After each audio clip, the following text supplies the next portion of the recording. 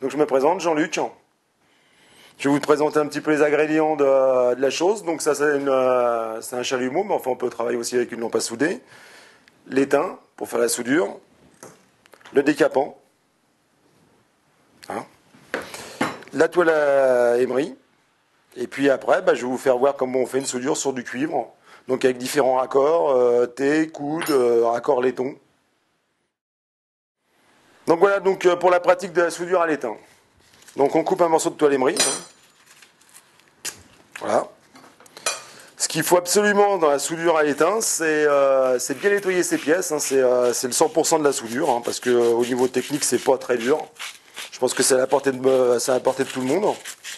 Donc il faut bien nettoyer la partie mâle du tube, donc la partie extérieure. Nettoyer la partie... Excusez-moi, je ne vous regarde pas, mais bon. Nettoyer la partie intérieure du raccord. En faisant comme ça. Là, c'est un peu gros. Voilà. Pendant qu'on y est, on va faire les trois.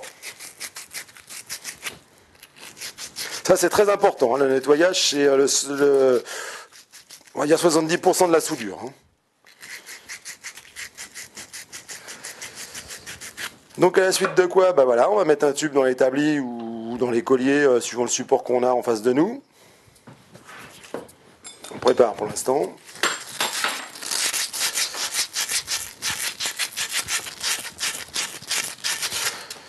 On va couper un bout de tube pour vous faire une soudure trois soudures en une fois. Donc ça, c'est un T, ça c'est des coudes. Et ça c'est des raccords laiton pour justement pour accorder les robinets, des d'évier, enfin des genres de choses comme ça. Qui se soudent exactement pareil, puisqu'on nettoie exactement la même chose. Sauf qu'il faut un petit peu plus chauffer puisque le laiton est un petit peu plus dense quoi, au niveau. Hop là. Tac. Hop.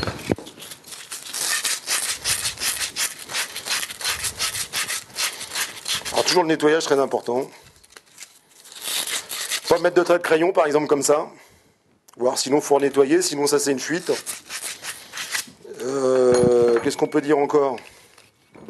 Pratiquement on n'a rien à dire. Voilà.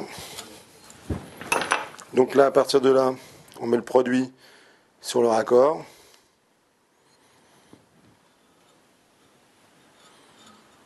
Tac.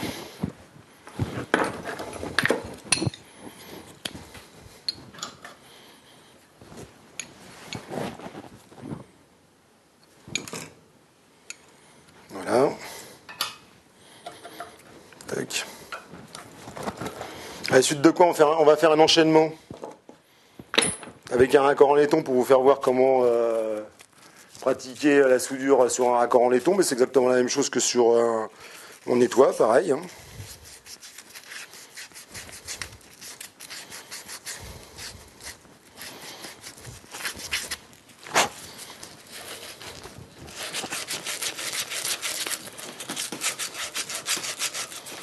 Donc là, faut pas hésiter à que ça soit bien blanc si vous voulez. Je sais pas si vous voyez la différence de couleur entre là et là. Peut-être que...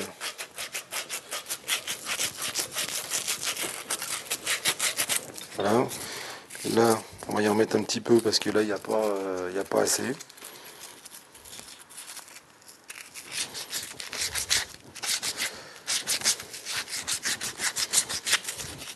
L'extérieur, c'est pas important. De toute façon, la soudure, elle est en contact avec la partie intérieure là et l'extérieur. Donc ici, ça sert à rien du tout pour la soudure à l'étain, du moins. Voilà. Donc là, j'ai pas mis le décapant.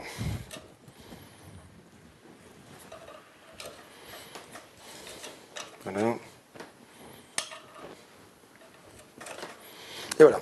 Donc maintenant, on va passer à la partie soudure.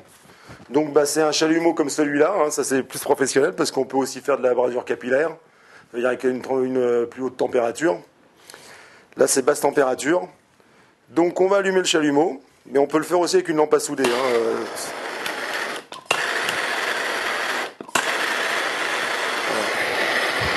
Donc on n'est pas obligé de faire, surtout sur les chalumeaux comme ça, puisqu'on peut braser avec, on n'est pas obligé de le mettre très fort comme ça. on peut le mettre très léger. Donc là, on va quand même mettre un petit chiffon par terre, mais qui va nous servir à la fin pour la soudure. Très important le chiffon. Donc, il faut bien se rappeler le chalumeau, l'étain, le décapant et la toile émerie. Très important. Maintenant, on va passer à la soudure. Donc là, c'est pas la peine de chauffer énormément, hein. Donc on met son chalumeau de cette façon-là, ou ça va pas souder, suivant ce qu'on a. Non, pas souder, ça marche très bien pour la soudure à l'étain. Et on chauffe. Voilà. Donc on met sa soudure, une fois que ça va être à température, on essaye une ou deux fois à mettre sa soudure. Vous voyez là comment que ça fait? On verra mieux quand je serai de l'autre côté. Donc on met sa soudure comme ça, et après ce qu'on fait, on chauffe.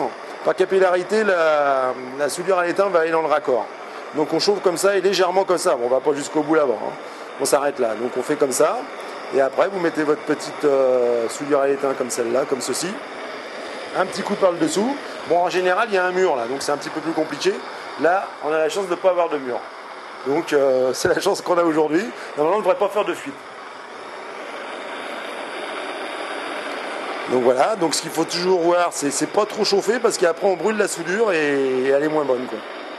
Ah, elle fuira pas pour autant, mais c'est pas la peine de faire un truc comme ça, quoi, hein. Faut se modérer tout doucement. Alors celle-là c'est la plus facile parce qu'elle est en position verticale et donc la soudure elle rentre beaucoup plus facilement, hein. D'ailleurs elle tombe par terre. Voilà, donc on chauffe un petit peu, on réduit encore, on réduit la chauffe. Et voilà. Voilà, hop, un petit coup comme ça pour envoyer la soudure vers l'intérieur du tube.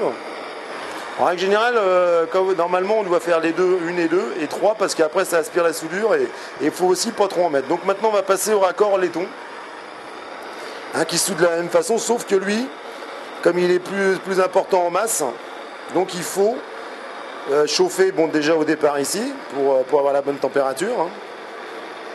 Voilà, donc on met, là on voit que là on est en température, on n'est même pas obligé de laisser le chalumeau, hein. Donc on met la soudure comme ça, et à la limite, bon, quand on peut, là c'est formidable, on fait comme ça, donc là on est sûr que la soudure va être aspirée, mais sinon, la deuxième solution, quand on peut pas, on chauffe comme ça, il faut bien chauffer le raccord, parce qu'ici c'est énorme la chauffe qu'il faut y mettre, pour que la soudure rentre bien à l'intérieur du raccord, et puis bon, bah, un petit coup comme ça. Alors c'est là que le chiffon va rentrer en vigueur. On va pas le faire sur ce raccord-là parce que sinon il va sortir avec la chaleur. On va le faire sur cela. Ça c'est pour la finition de la soudure, mais à la limite on n'est pas obligé de le faire, hein. Ça c'est pas une obligation, hein. C'est pour juste l'esthétique et puis bon, voilà. Donc là on passe un petit coup de chiffon comme ça. Bon, c'est tombé un peu par terre, excusez-moi. Voilà. Hop. Voilà. Tac. C'est la finition de la soudure, hein, en réalité ça sert pas à grand chose, c'est juste pour l'aspect, que ça fasse joli, quoi. Voilà.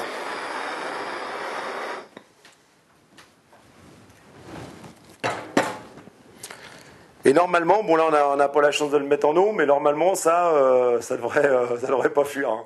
Mais malgré tout ça, même nous plombiers, on fait des fuites aussi, hein, faut pas s'inquiéter. Si vous ne réussissez pas de la première fois, faut pas hésiter à réinsister pour une deuxième fois et voire une troisième fois. Je vous dis, le 80% c'est le nettoyage. Donc maintenant qu'on a fait la soudure, donc maintenant bah, je vais vous faire voir que pour vérifier, enfin de toute façon pour vous vous n'allez pas vérifier. Mais je veux dire qu'on va faire une vérification si la soudure a été bien faite ou pas bien faite. Donc on va prendre ce tube là. On va réchauffer la soudure que j'ai faite. Donc c'est pareil, hein, pas trop fort. Bon, de toute façon ça vous le ferait pas, mais c'est simplement pour vous faire voir une soudure normalement bien faite, sans fuite.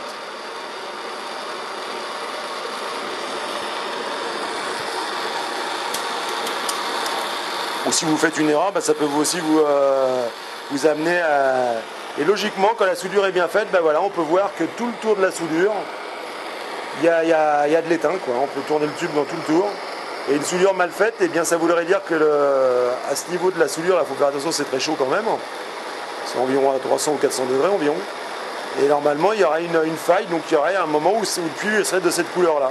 Ça ferait comme un coup de crayon. Alors, comme je vous ai dit tout à l'heure, surtout, ce qu'il faut faire attention, c'est ce crayon.